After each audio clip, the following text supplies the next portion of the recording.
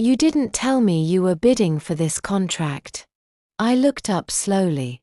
Rachel stood in front of my desk, smiling the way people smile when they already know the answer but want to watch you squirm. I didn't think I had to, I said. It was open.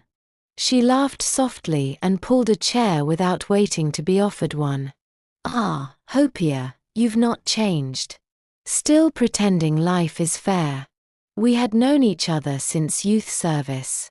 Shared one room, wore each other's clothes, eaten together in a plate. We used to joke that if one of us succeeded, the other would hold the ladder. People admired our friendship. I used to admire it too.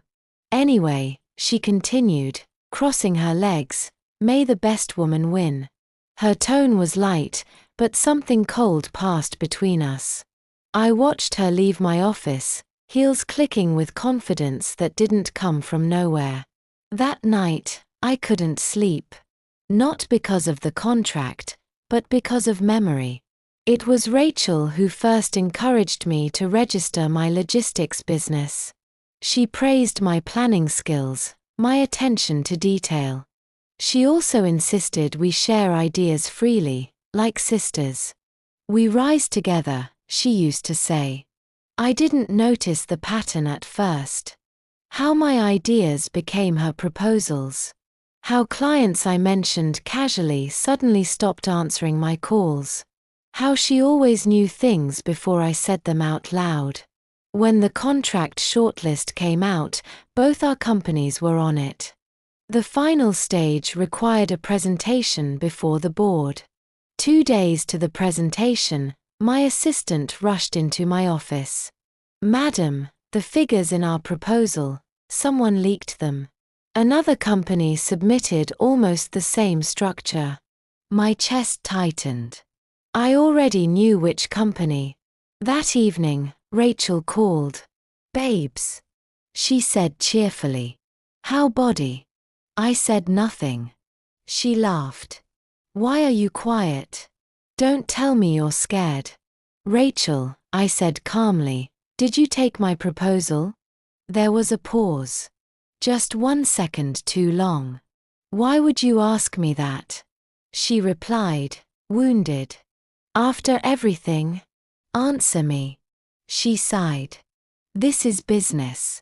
Don't be emotional. The line went dead. On presentation day, I stood before the board with steady hands and a tired heart. I didn't change my proposal. I owned it. I spoke with clarity, answered questions with honesty, and when they asked about similarities between submissions, I told the truth without calling names.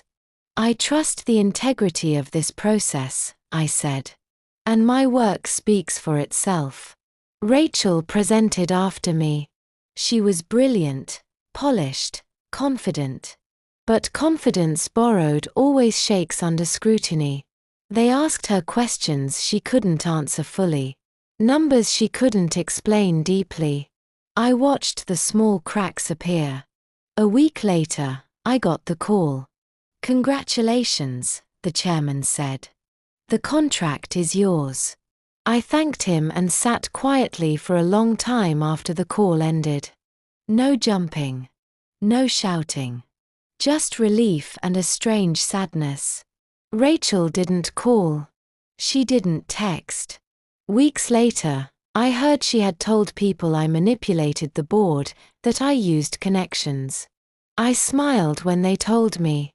Lies always travel faster when truth has arrived. Months passed. One afternoon, as I was leaving a meeting, I saw her outside the building. She looked thinner. The confidence had dimmed, but the smile was still there. Hopiah, she said. Long time. Yes, I replied. She shifted. I heard you're doing well. I am. I said. Silence sat between us. You know, she said finally, I never meant to hurt you. I just couldn't watch you pass me. I nodded. That's the problem. She looked confused. Enemies I understand, I continued. They don't pretend. But someone who eats with you and poisons the food, that one is dangerous. Her eyes dropped. I wish you well, I said, and meant it. Then I walked away. Some friendships are lessons dressed as blessings. They clap for you, advise you, pray with you, while quietly competing with your shadow. You don't fight them. You outgrow them. And when you finally succeed, you don't look back in anger.